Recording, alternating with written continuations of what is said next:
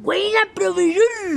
Ven, amigo, vengan, siéntense, ya yo sé quiénes son ustedes cada uno. Sí, profesor, queremos que abajo la luz de la sombra y de los árboles y del patio este suyo nos diga, profesor, nos aconseje y nos explique las cosas. Esa es la clase pasada de las dos constituciones de Venezuela y Colombia, profesor, y eso, profesor. Bueno, primero que todo, quiero que se sienten, queridos estudiantes, se den un abrazo fraternal y que ustedes vienen a que yo les dé los aconseje. Bueno, quiero decirle que la partícula A significa no. Como decir ateo, quiere decir ateo, Dios, no Dios. Entonces, aconseje quiere decir no consejo.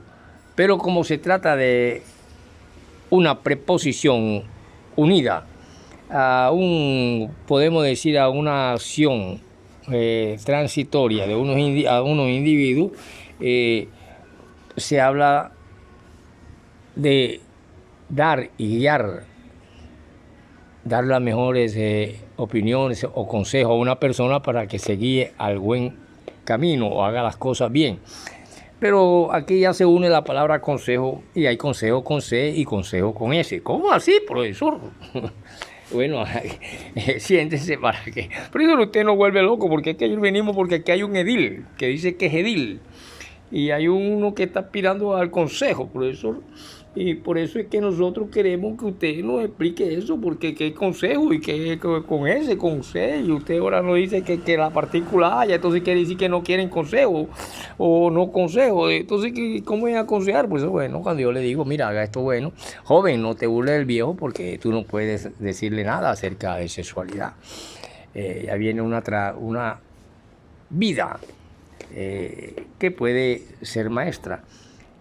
Yo quiero decirle que la palabra consejo. ¿Y quién es el edil? Hombre, el edil es un muchacho que le pone un poco de votos aquí a un político. Le llaman el chichi. Y hay otro ahí y que también están peleando y ellos saben que es edil. No, profesor, nosotros le preguntamos y ellos no tienen ni idea de edil. ¿Y usted qué puede decir, profesor? Bueno, que esa es una palabra que sucedió y existió antes de Cristo. Era un intermediario entre las personas que estaban allá en el Senado y en esas cuestiones de la República y ellos. Y de allá donde viene la historia, pero yo les voy a hablar para que puedan entender lo plebeyo. Primero que todo quiero decirles qué consejo. Y concejal con S y con C son dos cosas que tienen cierta relación, pero que también tienen una diferencia. Por ejemplo, nosotros sabemos que el consejo con C es un ayuntamiento, casa o corporación municipal. Es un nombre que se le da a un municipio. Y también, al mismo tiempo, es la sesión celebrada por unos concejales o individuos. Se dice que la concejala es la mujer del concejal. Fíjate usted cómo van las cuestiones. Existe también que esta palabra consejo proviene del latín concilium.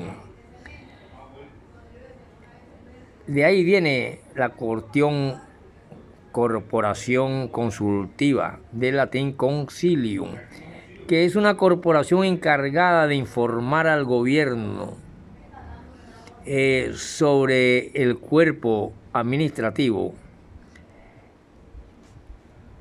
Y por lo tanto es un dictamen que se da para hacer o no hacer una cosa. Esto es consejo con C. El concejal con S es esta latini concilium. Por lo tanto, de ahí entran los cuerpos de un individuo o una individua, que la individua es la esposa de la que está persona encargada de un ayuntamiento, casa municipal, y también en la sesión celebrada por los concejales, pero que la concejala es la mujer del concejal. Y así puedo hablarle yo y puedo decirle para que ustedes que vienen buscando aconsejen ya vemos que si esta partícula A es no, ateo, no Dios, así también será aconsejado, no consejo. Pero que hay una transición y ya se viene pidiendo que se le guíe, Por lo tanto, veamos qué es esto de edil. Sí, porque aquí está Chico y está el otro, y realmente nosotros no tienen ni idea, pero cada uno le pone no sé cuántos votos aquí a un político. Se puede decir, yo le puedo decir acerca de Deus Fideus, la diosa Fides, en cuanto a todas aquellas versiones distintas que contaban con lo que se narraba por Diodoro de Sicilia o Dionisio de Lecamaso, además de Tito Livio, y de aquí es que se ve la discusión de aquellos historiadores y de todos los historiadores modernos en el pasado del siglo II a.C., que eran 10. Y hoy en día en la modernidad siguen existiendo todas estas cosas. Y hubieron sesiones, por ejemplo, del 494 a.C. Había hechos donde se reconocían por parte de los patricios las sacrosanctitias de los tribunos y de la existencia de una lex sacrata, que viene siendo una ley sagrada, que ponía fuera de la ley a todo aquel que hubiera cometido violación de este carácter sacro. Esto es, daño a su persona o ejercicio tribunicio. La ley sacra, que significa ley sagrada, reconoce para los tribunos de la plebe la facultad de detener o matar impunemente a aquel que violase la sacrosanctilias tribunicia, inviolabilidad tribúnica, de acuerdo a lo dicho por Tito Livio y Dionisio de Aliquimaso. En consecuencia, estaba bajo la protección de los dioses, considerando sacrilegio al que violase su condición, pues era la divinidad quien aseguraba la estabilidad. El que violaba las sacrosancticias tribunicia era un traidor, porque había atentado contra la Fides, contra el pacto que ligaba a las dos órdenes, patricios y plebeyos, y del que era garante Deus Fideus, o sea, la diosa Fides.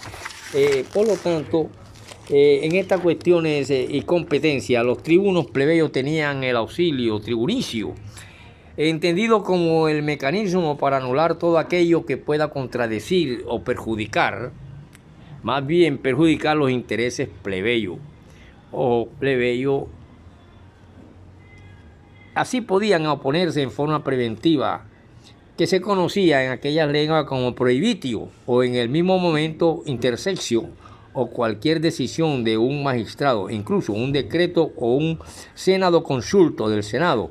Otra facultad de los tribunos plebeyos es del ámbito penal, como se verá en el siguiente episodio que les voy a narrar.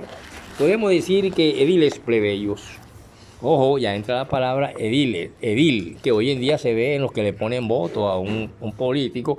En aquellos entonces los plebeyos, que era el vulgo, el pueblo, los ediles, según comenta Licamaso, Dionisio, él dice que luego de elegir a los tribunos plebeyos por primera vez se solicitaba al Senado escoger a 2 hombres con la función de ayudar a los tribunos a juzgar las causas que estos le encomendaban. Y entonces se encargaban de los lugares públicos y sagrados y del buen abastecimiento del mercado. Ojo, que el mercado público tuviera sus vainas y todo, de no escaseara la comida cuando llegaba, tantas cosas.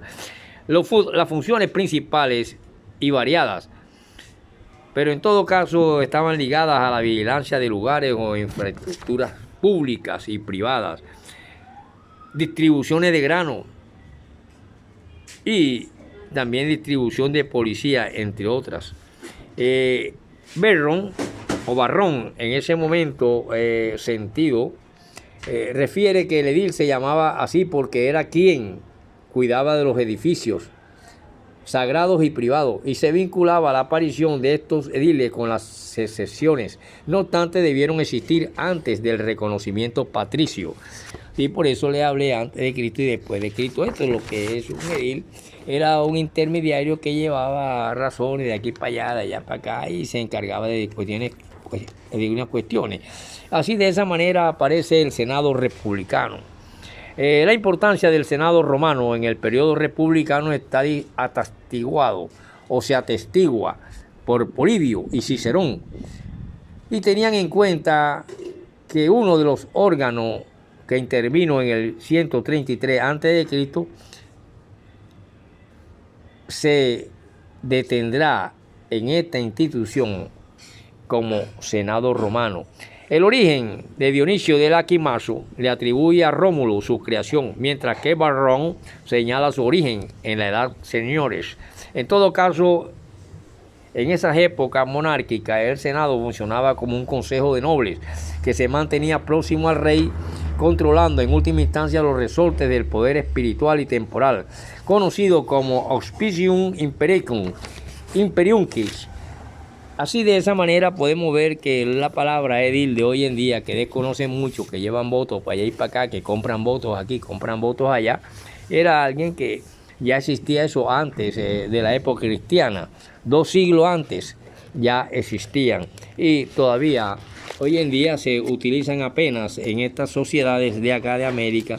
Hace poco que empezó esa figura de edilismo en la cuestión política, y por eso vemos a un chichi, a un chuchuchu y a un checheche llevándole voto a Lecito y a Namecito y al otro y a veces con su mochilita. Por lo tanto, así, profesores, sabemos lo que queríamos saber. Entonces decimos, vengo para que me dé un consejo o para que nos aconseje. Bueno, ya saben que la preposición a significa no. Por eso cuando decimos ateo quiere decir no Dios. Y si usted dice para que me aconseje, entonces que no me está pidiendo un consejo.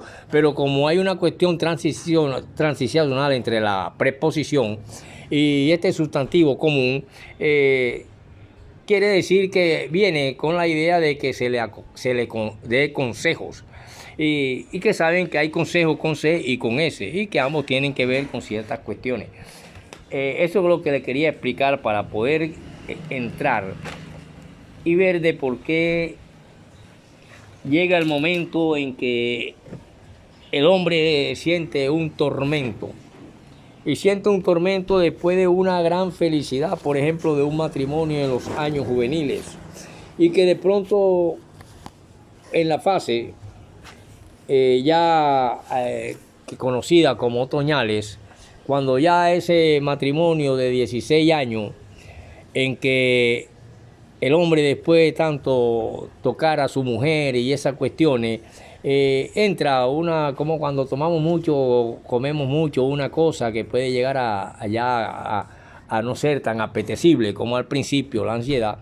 Es precisamente cuando una mujer tiene 2, 3 hijos y resulta que llega a una edad de 37, 38 años, y aquel individuo y aquella cuestión ya quedan como unos hermanos, con una cuestión que no sienten nada, y al contrario, la pelea, la bulla, la cuestión. Llega un momento en que el hombre, al desconocer el cuerpo de la mujer, y que en su juventud la cuestión posesiva del mí, que el hombre logra su satisfacción y queda listo, no desconoce bastante el cuerpo de la mujer, y por eso muchos vemos que llega un momento en que una mujer deja a un hombre con 3, 4 hijos. Precisamente, profesor, pero ya eso es sexualidad, no tiene nada que ver con política. En la política y en las mujeres, los políticos, donde se ven las más grandes sinvergüenzuras. Resulta que cuando la mujer llega a los 38 años, a 39 y se extiende a los 40 y pico, la mujer llega a tener en su cuestión psíquica, anatómica o fisiológica, llega a tener un rejuvenecimiento sexual, y casi que idéntico a cuando estaba entre los 19 y 25 años.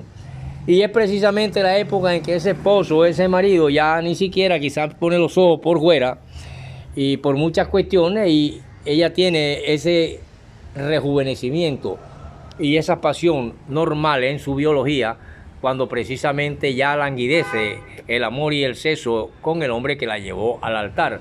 Y es por eso que no es raro que muchas veces una mujer con 2, 3 hijos haya abandonado a un esposo. Profesor, no sabíamos eso, profesor. Sí, bueno, eso es bueno que estudien psicoanatomía y estudien el cuerpo, no solamente el femenino y el masculino, o sea, el masculino y el femenino, hombre y mujer, sino que estudien la psicología de ambos para que podamos entender por qué existe el divorcio, por qué existe la ruptura, por qué existen una cantidad de cosas y por qué muchos hogares también se han mantenido en bodas de oro, bodas de diamante, bodas de no sé qué, porque eso exige, y el matrimonio exige otras cuestiones diferentes, muy diferentes a la simple satisfacción personal de un joven que muchas veces desconoce el cuerpo de la mujer y que cree que la satisfacción nada más es la individual. De ahí que, profesor, pero si estamos pasando de política, sí, porque todo esto se ve como esos grandes señores politiqueros y políticos dejan a las esposas en la casa y muchas veces en su oficina tienen una y cambian cada ratico de secretaria, sencillamente para tenerla en la pierna y muchas veces buscando satisfacciones que ya en su hogar no consiguen. Y esto tiene que ver con la política porque tiene que ver con la traición. Y donde más traición se ve es en la política. En la política cualquiera, el mejor de tus amigos, de un momento dado a otro, te pega una puñalada. Y eso lo vimos en la última cena cuando Judas, uno de los mejores, traicionó al famoso Mesías. Nos vemos en la próxima. Ay, profesor, no sabíamos eso.